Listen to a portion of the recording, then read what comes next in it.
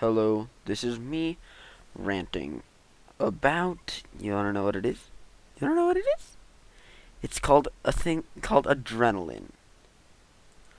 Adrenaline, if you don't know what it is, in America the technical name is epinephrine, but everywhere else calls it adrenaline, so a lot of the time we do too. Um, Adrenaline, if you. I don't see the point in it. Because the way I look at it is okay. So with the electric shock thing, alright, I'm just gonna jump straight into it with this question: Why? Why does it exist? If so if you take an electric shock and pump a very large amount of electricity, something a taser works.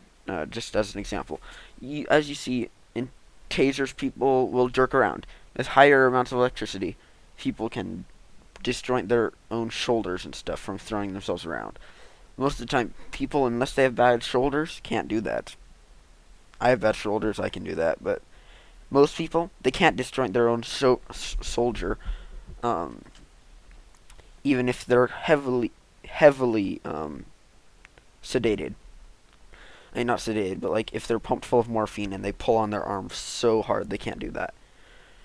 But without with using one arm, people who have a lot of electricity, they can pull out their own shoulder sockets and elbows and stuff. Um, and so that kind of shows the explanation that adrenaline, it's like a key. If you think about it, your muscles are like a doorway. You don't know what's well, you do know what's behind the door. It's a lot of strength, but just let's say, okay, so there's this door, and it has a lock on it. It's a deadbolt, and it's a very thick door. Um, a steel core, obviously. You take a crowbar and you take a sledgehammer and you smash it into it, and you can't get to the um you you can't take it off the hinges either for some reason. It just won't come out like that. So you're having to smash through the door, and you and every time you smash in, it does a very small amount of damage. Um, and when you get through that door, it lets a little bit of light through that door, and that light is the power, and so the smashing it is kind of like working out and stuff. If you work out, you'll gain muscle, obviously, because it's the muscles are tearing, and then they grow stronger to compensate so that they don't tear from that amount of stress. Obviously, the same amount of stress it'll still tear, even if it's completely healed, but it'll tear less. And every time, it'll tear less and less and less. Eventually, it won't be a pain to do that. Like, so let's say you do 50 push-ups a day. Eventually, after like a month, well, maybe not a month, maybe after a year or something, it won't hurt to do 100 push-ups that day. Well, it might hurt after 100 push-ups, but it won't after 75 or even 80. I don't know if that's accurate, but it's the same sort of thing. If you were, but and that's hitting a sledgehammer. However, if you have that key and that key is adrenaline, you can just kind of it's you can kind of put it in the lock, you twist it, and when you turn the doorknob and open the door, all this light shines through, and you're able to do amazing things like lift up 3,000-pound cars. If you're British, that's I think. Oh, well, if you live anywhere else in the world aside from America and maybe Canada, I don't know if Canada, but Southern Canada's sure to understand pounds and stuff. It's not going to give you the stone thing because I don't know what that is. But that's something like 1,250 kilograms, 1,200 kilograms or something. And well, sorry, 1,200 kilograms or something. Okay, what am I talking about? It's 1,500 kilograms. Blech, I'm going crazy.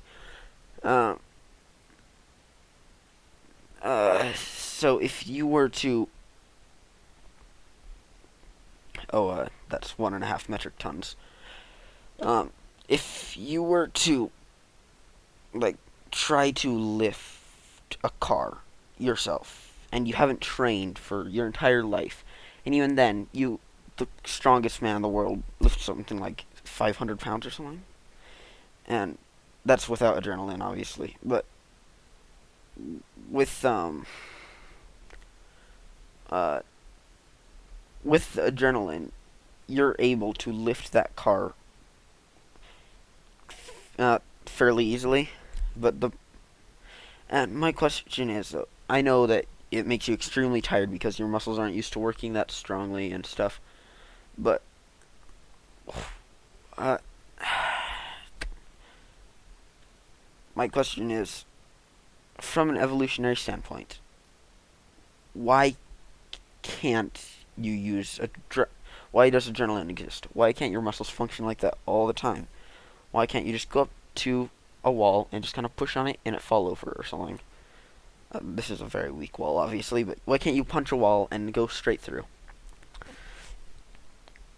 Um, well, I can make perhaps it's so that you can surprise, like, okay, so you're walking through the forest, gathering some berries to feed your family or something, and this is a primitive human, obviously, there's no guns or anything. So he's walking through, maybe he has a knife and a spear.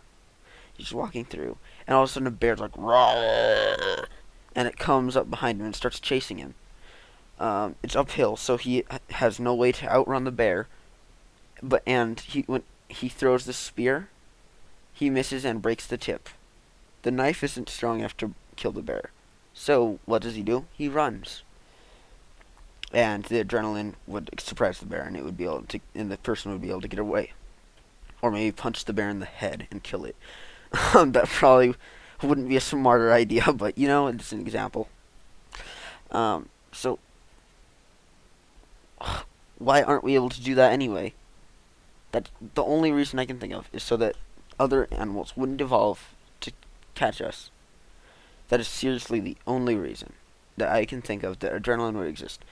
I understand that you can break your bones and stuff, but your bones get stronger too. I mean, not too much, but why can't, from an evolutionary standpoint, your bones become stronger? The human race's bones become stronger. I I don't know. This just bugs me. Um, no one can seem to tell me why it exists, but it does, and we can't. Um,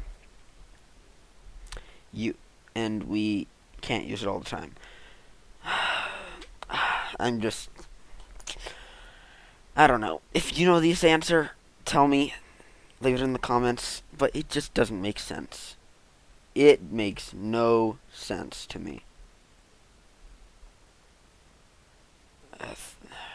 Thank you, and goodbye.